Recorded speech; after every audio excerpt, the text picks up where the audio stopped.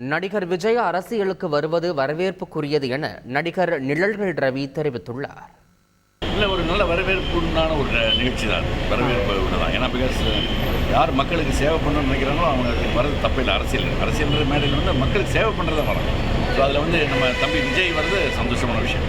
சாதிக்க முடியும் சொல்லி நம்பிக்கை எல்லாமே ஒரு நல்ல எண்ணத்தோடு வரணும் போது சாதிக்கணும். தமிழகத்தில் அதற்கான சூழல் இருக்கா சார்? மக்கள் ஏற்றுக்கூடிய நம்பிக்கையில் இருக்கு. தான் அரசியலுக்கு வருவது குறித்து காலம்தான் பதில் சொல்ல வேண்டும் என கூறியுள்ள நடிகர் பிரசாந்த், நடிகை த்ரிஷா குறித்த அவதூறு பேச்சு வருத்தம் அளிப்பதாகவும் தெரிவித்துள்ளார். இப்போ வந்து நான் நடிகனுங்க, என்னால் என்ன முடியுமோ நான் செஞ்சுட்டு இருக்கேன். காலம் தான் டைம் சொல்லும். ஒருவேளை உங்களை விஜய் சார் வந்து நீங்க உங்களை அழைத்தானே இங்க வர்றீங்களா?